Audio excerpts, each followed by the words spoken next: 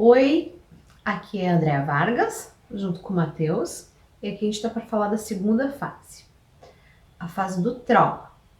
Então, Matheus, explica um pouquinho para mim essa fase do trauma, que eu quero entender porque foi uma coisa que eu vivi.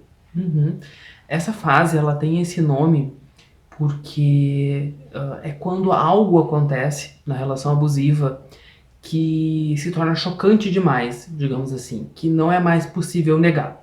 Se vocês lembrarem, no nosso primeiro vídeo, quando a gente falava da alienação, eu falei para vocês que o mecanismo principal da alienação presente nessa fase é o mecanismo de negação. Ou seja, não é que não existia nenhuma pista de que aquela relação era abusiva ou nenhuma forma de abuso psicológico.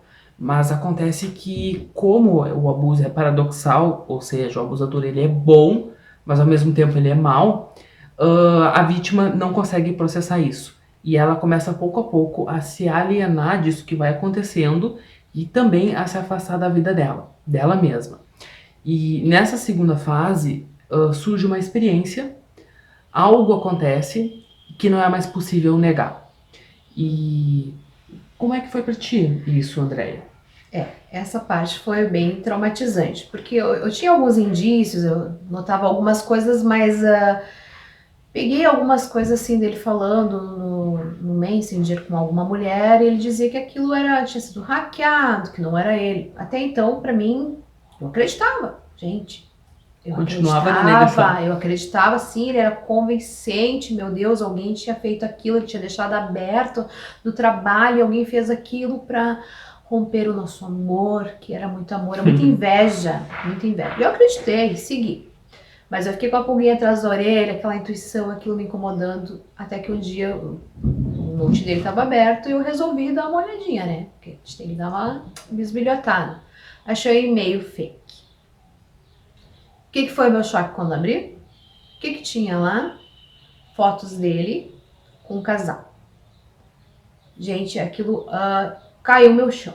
Abriu o chão e eu não sabia mais enfiar.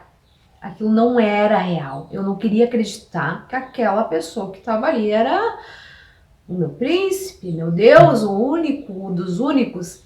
Então não tinha como negar que tinha alguma coisa muito errado nele, né? Porque eram várias fotos, eram várias trocas de mensagens com prostitutas, travestis. Era uma outra vida de uma outra pessoa totalmente desconhecida. Interessante, né? Porque como conciliar que o príncipe é também um vilão, né? Quer dizer, que uma pessoa é também outra pessoa. E aí é que tá. Essa negação que eu te falei, ela vai criando uma espécie de uma experiência que fica excluída e que, por ser completamente oposta e por ser também cada vez mais necessário manter ela fora, né, da consciência, porque ela é angustiante, quer dizer, tu saber Sim. que o príncipe é o vilão é angustiante. Ela faz uma certa pressão. Mas quando surge algo que não dá mais para negar, essa experiência ela irrompe. Não é que apenas naquele momento aconteceu algo que foi chocante, mas é que tudo aquilo que estava guardado vem à tona naquele mesmo instante. E isso é demais pro psiquismo, isso é paralisante. Não é possível processar, por isso que a gente chama de trauma, né? Enfim. E o que acontece? Para poder dar conta disso, desse trauma, é comum que se empregue novamente a negação. Mas é bastante interessante também pensar que é nessa fase que mora, digamos assim, a maior oportunidade de de saída da relação abusiva, porque nesse instante do trauma é geralmente quando as vítimas elas vêm procurar ajuda.